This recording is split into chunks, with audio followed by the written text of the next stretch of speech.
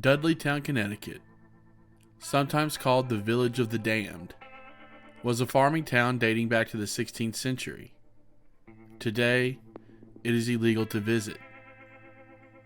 Dudleytown is located in the northeast corner of Connecticut, nestled between the Appalachian foothills, ridges, and hills.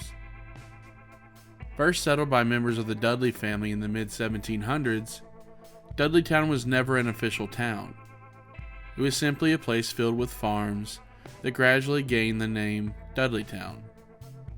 In fact, the land looked completely different than it does today. Today, Dudleytown is wrapped in forests and dark hollers, but hundreds of years ago, Dudleytown had been clear-cut to provide the locals with proper farmland. The nearest official municipality was Cornwall, Connecticut, which had been one of the older settlements in New England. Those who settled in this general area were known to be part of the Puritan settlements of the time. So what's the big deal about Dudleytown? Why do people think it's cursed?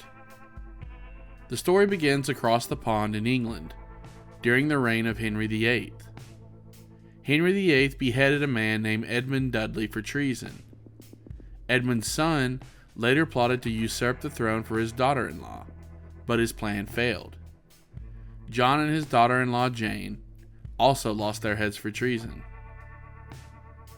During the Great Puritan Migration, descendants of the infamous Dudleys immigrated to Connecticut and eventually settled in the New England hills in a place that would become known as Dudleytown. It is said that the Dudley family carried a curse with them, a curse that had followed the family ever since they tried to overthrow the English government. Soon after the Dudley family had settled in Dudleytown, strange occurrences began happening. First was a creepy homicide. A man named Gershon Hollister was murdered in a home owned by William Tanner. Tanner happened to live next to one of the Dudleys. While no explanation of the murder ever came to the surface, William Tanner began rambling on about animals and demons, and he eventually went mad. Not long after Tanner's madness, Abiel Dudley also succumbed to madness, with no explanation. This started a long line of weirdness in Dudleytown.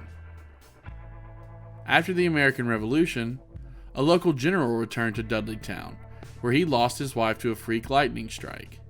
He too, soon after, went mad. In 1872, Horace Greeley was running for president. A week before the election, he found his wife had hung herself in Dudleytown, where she had grown up. In 1924, a local cancer specialist bought tons of acres in Dudleytown, and when he was gone on a business trip one summer, his wife also went insane. Dudleytown had become haunted, or at least cursed, and that's why the ghost town became deserted by the 20th century. Or so they say. The truth of Dudleytown is much more mundane than many would have you believe. In fact, Dudleytown has never been cursed, and many of the events we mentioned previously were exaggerated to a great degree. After years of theories and ghost stories involving Dudleytown, the Cornwall Historical Society began to research and parse out fact from fiction of this strange place. Researchers quickly found out that residents from the alleged cursed town didn't leave because of supernatural occurrences, but rather because Dudleytown, in reality, was a poor place to live. Dudleytown, like many towns in the Appalachians, had terrible farmland and no close water source. Combine this with the newly opened western territories the U.S. had to offer, and a natural migration out of Dudleytown occurred. Tales of murder and madness were found to have no basis for fact. Every death attributed to murder and every instance of madness was debunked. Many of these events actually happened elsewhere, far away from Dudleytown. Rumors had constantly swirled that when you entered the area considered to be Dudleytown, everything around you became silent, and there was no noise in the area. Well, researchers uncovered that in the 1960s, Dudleytown had been sprayed with DDT, which would have killed most natural organisms in the region and stunted their growth for decades. Even the main evidence for the curse, the anecdote involving the Dudley ancestors committing treason, was also found to be false.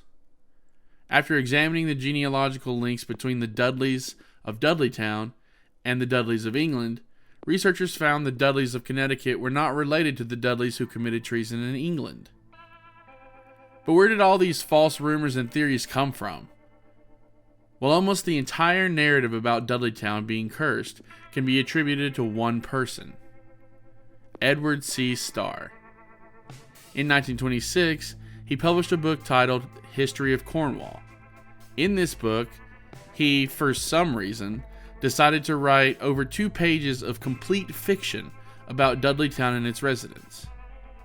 For a long time, Starr's book lay dormant, until Ed and Lorraine Warren repopularized the book and the hysteria around Dudleytown.